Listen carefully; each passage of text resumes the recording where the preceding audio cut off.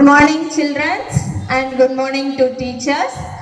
இன்னைக்கு ஒரு முக்கியமான லைஃப்க்கு முக்கியமான தேவைப்படுற ஒரு விஷயத்தை இன்னைக்கு கத்துக்க போறோம்.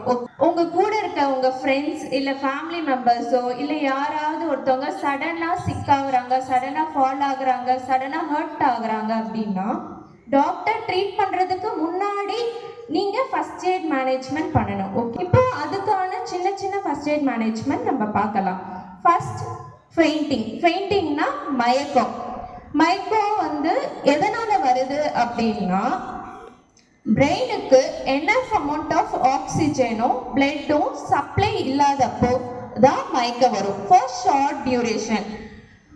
மயக்கம் எதனால காரணிகள் அப்படின்னா உங்களை மாதிரி தான் மார்னிங் பிரேக்ஃபாஸ்ட் ஸ்கிப் பண்ணிட்டு வரதுனால, செகண்டு ரொம்ப நேரம் நின்றுக்கிட்டே இருப்பாங்க, எந்த மூமெண்ட்டுமே இல்லாமல் நின்றுட்டு இருக்கும் போது மயக்கம் வரும். பிளட் சுகர் ரொம்ப லோ ஆகும் போது வரும். நெக்ஸ்ட் வேற ஏதாவது மெடிக்கல் கண்டிஷன்ஸ் இருக்கு, அவங்களுக்கு ஏதாவது அனிமிக் இருக்கு, ஏதாவது ஹார்ட் ப்ராப்ளம்ஸ் இருக்கு, அந்த மாதிரி கண்டிஷன்ஸ்ல ஃபெயிண்ட் ஆகிறதுக்கான வாய்ப்புகள் இருக்கு. So dehydration, enough amount of தண்ணி வாட்டர் ட்ரிங்க் பண்ணாமல் இருக்கும் போது அவங்களுக்கு மயக்கம் வரதுக்கான வாய்ப்புகள் இருக்கு. ஸோ இப்போ ஃபர்ஸ்ட் எய்ட் மேனேஜ்மெண்ட் ஃபெயிண்ட் ஆகுறவங்களுக்கு எப்படி பண்ணலாம் அப்படின்றத பார்க்கலாம். Hi guys. Hi. I didn't even eat in the morning. Oh, that's not matter. Did you prepare for English seminar? Yeah, I prepared. Seminar? What seminar? The adventure lesson. No. Ashna, are you okay? Ashna, are you okay? இவங்க தான் victim. ஓகேவா, இவங்க fall ஆயிட்டாங்க. First யாராவது fall ஆனாங்க அப்படின்னா first நீங்க panic ஆகக்கூடாது, உங்களை சுத்தி இருக்கிறவங்களையும் பேனிக் ஆகாம பார்த்துக்கணும், நீங்களும் பேனிக் ஆகக்கூடாது, நர்வஸ் ஆகக்கூடாது. ஸோ செகண்ட் அவங்கள ஒரு சேஃபான ஒரு பொசிஷன், அதாவது ஃப்ளாட் பொசிஷன்ல நம்ம படுக்க வைக்கிறோம். ஏன் ஃப்ளாட் பொசிஷன்ல நம்ம அவங்கள படுக்க வைக்கிறோம் அப்படின்னா இங்க பிளட் ஃப்ளோ கம்மியாகிறதுனால தானே அவங்களுக்கு மயக்கம் வருது. ஸோ அவங்களுக்கு பிரெயின் போக வேண்டிய பிளட் ஃப்ளோவை நம்ம ரீஸ்டோர் பண்றோம். So flat position.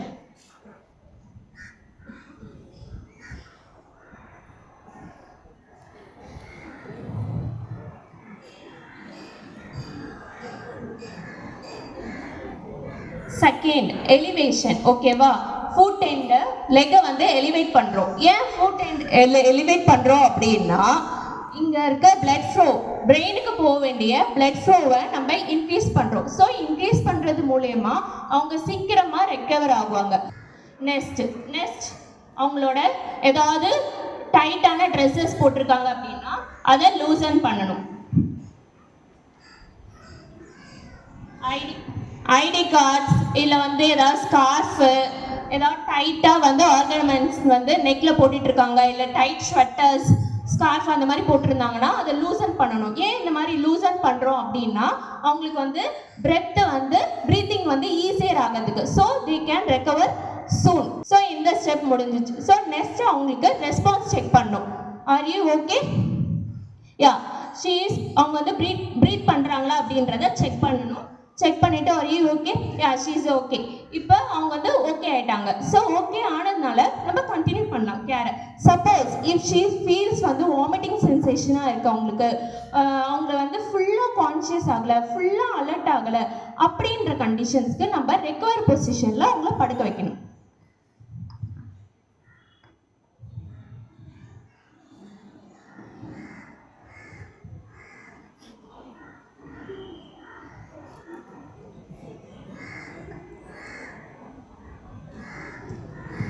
ஸோ இதான் recovery position.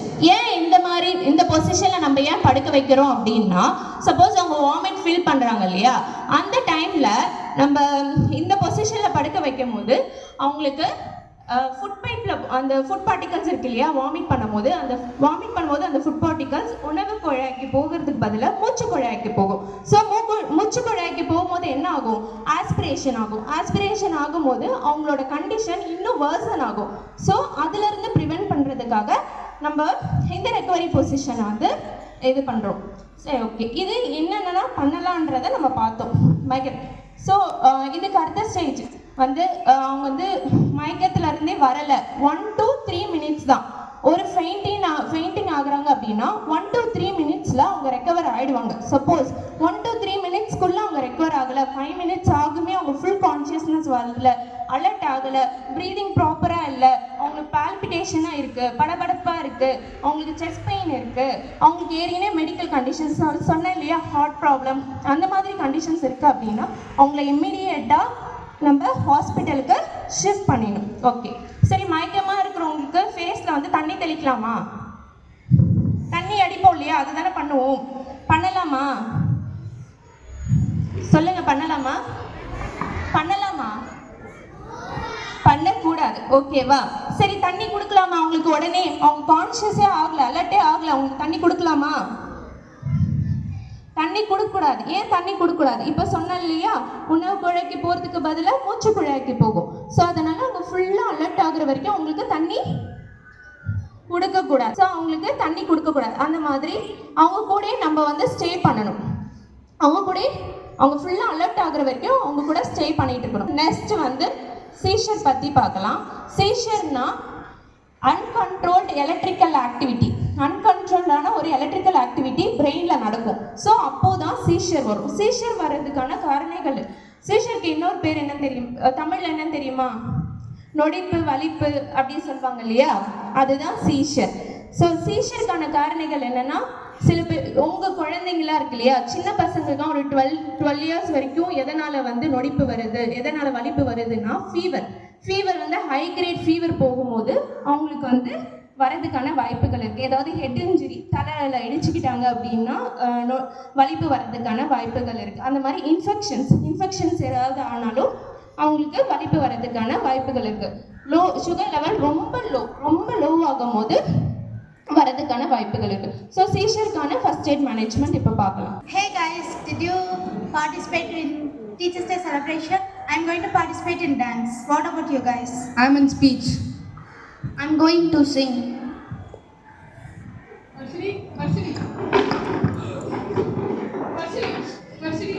Varshini. Don't get nervous. So அவங்கள ஒரு சேஃபாக அவங்கள படுக்க வைக்கிறோம். செகண்ட், நம்ம டைம் நோட் பண்ணணும், அவங்களுக்கு எப்போ ஸ்டார்ட் ஆகுது அப்படின்றத. நெக்ஸ்ட், ஆப்ஜெக்ட்ஸ் எல்லாத்தையும், ஷார்ப்பான எட்ஜஸ் இருக்க ஆப்ஜெக்ட்ஸ் எல்லாத்தையும் அவங்கள விட்டு தள்ளி வைக்கணும். Next,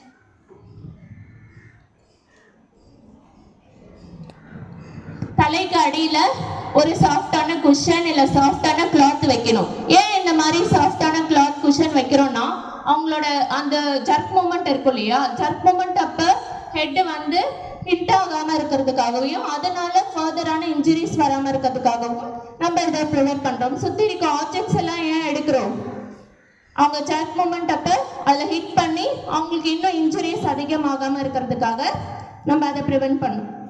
so next, same.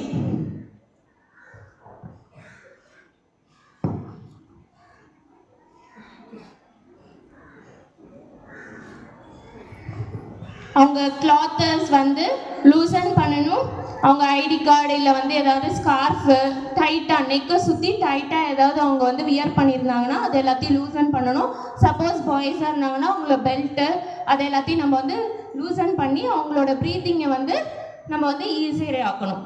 So 1 to 3 மினிட்ஸ்க்குள்ளே அவங்களுக்கு வந்து அந்த ஜர்க் மூமெண்ட்ஸ் ஸ்டாப் ஆகிடும். ஒன்ஸ் அந்த ஜர்க் மூமெண்ட் ஸ்டாப் ஆனதுக்கப்புறம் நெக்ஸ்ட் நம்ம ரெக்கவரி பொசிஷனில் போடணும். ஆஸ் நான் முன்னாடி சொன்னேன் இல்லையா ஃபெயிண்டிங்க்கு, ஸோ அதே ரெக்கவரி பொசிஷன்.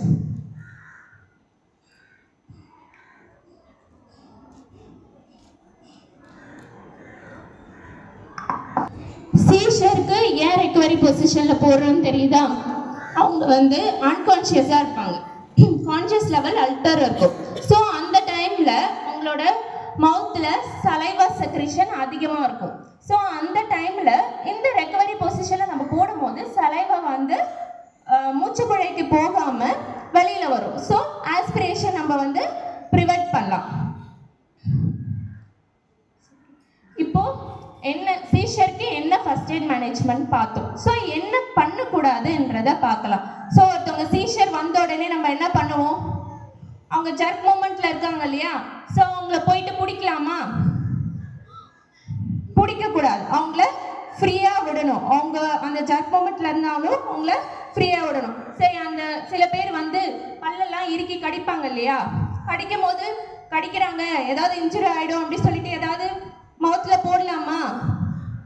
போடக்கூடாது, அது ஃபர்தராக இன்ஜுரி ஆகும். சப்போஸ் அது உள்ளார்க்க போகிறதுக்கான வாய்ப்புகள் அதிகமாக இருக்குது. சரி, இந்த மாதிரி ஷார்ப் இன்ஸ்ட்ருமெண்ட்ஸு, இரும்பு கொடுப்பாங்க இல்லையா, இரும்பு பொருள் கொடுப்பாங்க இல்லையா, கொடுக்கலாமா? அந்த மாதிரி கொடுக்கக்கூடாது. ஏன்?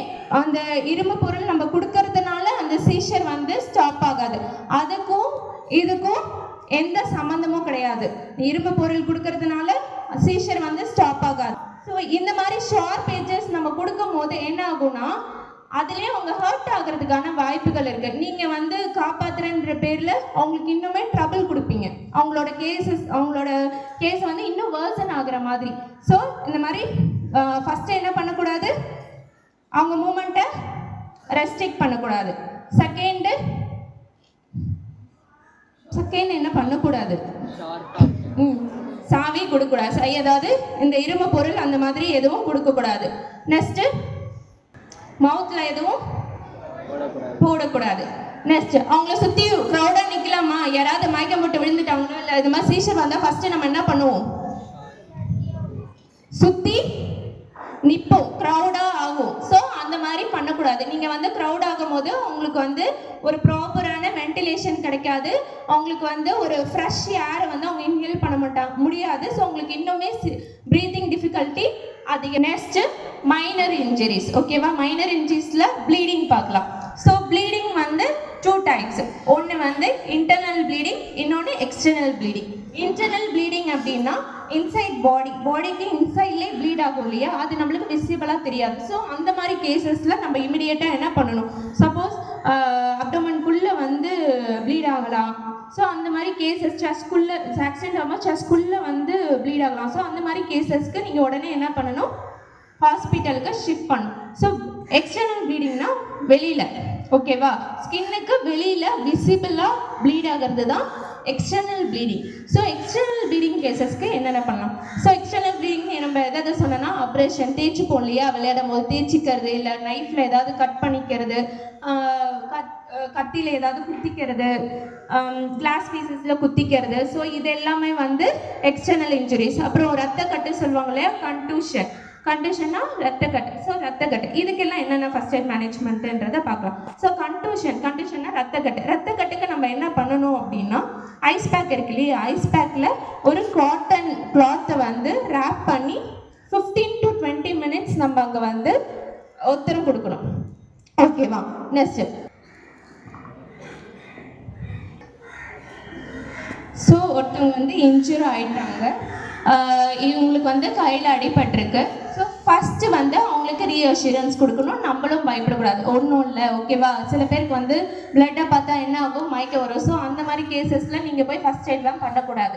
யார் வந்து போல்டாக இருக்காங்க, யார் நர்வஸ்னஸ் இல்லாமல் இருக்காங்களோ அவங்க போய் ஃபஸ்ட் எய்ட் பண்ண. அவங்களுக்கு வந்து ப்ளீட் ஆகும் போது ஃபஸ்ட்டு அந்த சைட்டை வந்து நம்ம அப்சர்வ் பண்ணணும். ஸோ இந்த சைட்டில் வந்து அவங்களுக்கு வந்து ஏதாவது ஃபாரின் பாடிஸ் இருக்கா, ஏதாவது கிளாஸ் பீசஸ், இன்கேஸ் வந்து கிளாஸ் பீஸ் வந்து குத்திக்குதுன்னு வச்சுக்கோங்க, குத்திட்டு இருக்கு, நம்ம எடுக்கலாமா கிளாஸ் பீசஸை?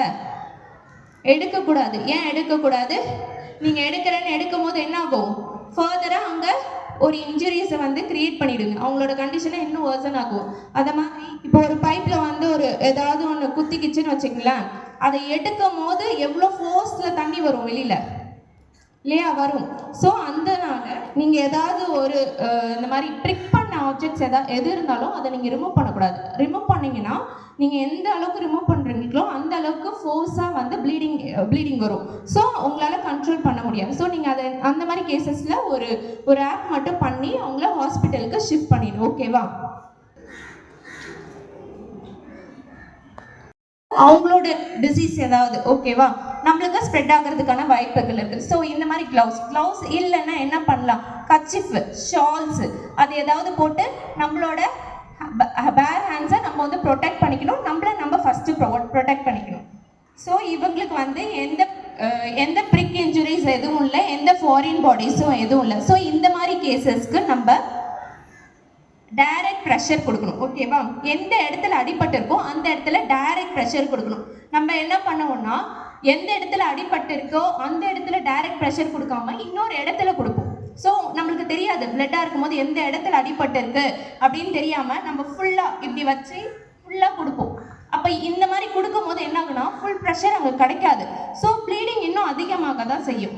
ஸோ டைரக்ட் ப்ரெஷர் எந்த இடத்துல வந்து அடிபட்டிருக்கோ அந்த இடத்த கரெக்டாக சைட்டை பார்த்து கரெக்டாக டைரக்ட் ப்ரெஷர் கொடுக்கணும். So elevation. நெக்ஸ்ட்டு எலிவேஷன் ஏன் பண்ணுறோன்னா செஸ்ட்டு. அப்போது செஸ்ட் லெவலுக்கு மேலே நம்ம எலிவேட் பண்ணுவோம். ஸோ இந்த மாதிரி எலிவேட் பண்ணும்போது பிளட் ஃப்ளோ கம்மியாகும். ஸோ பிளட் ஃப்ளோ கம்மியாகும் போது ஆட்டோமேட்டிக்காக நம்ம சீக்கிரமாக அந்த ப்ளீடிங்கை வந்து அரெஸ்ட் பண்ணலாம். இப்போ ஒன்ஸ் வந்து ப்ளீடிங் வந்து அரெஸ்ட் ஆயிடுச்சு அப்படின்னா ரன்னிங் வாட்டர்லேயோ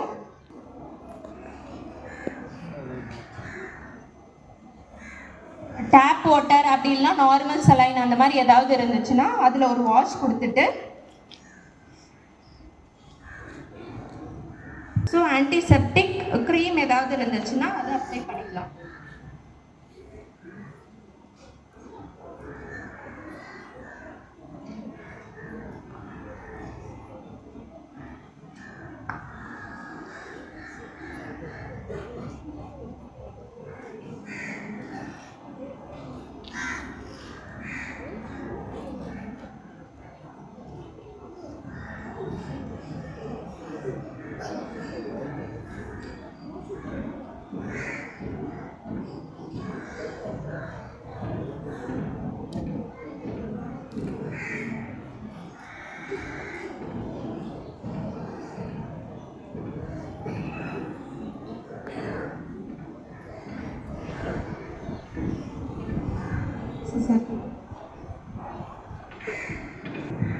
ஸோ அவங்கள எலிவேஷன் பொசிஷன்லேயே வச்சுக்கணும், இம்மோபிளைஸ் பண்ணோம். அவங்க மூமெண்ட் அதிகமாக கொடுத்தாங்கன்னா இன்னும் ப்ளீடிங் ஆகிறதுக்கான வாய்ப்புகள் இருக்குது.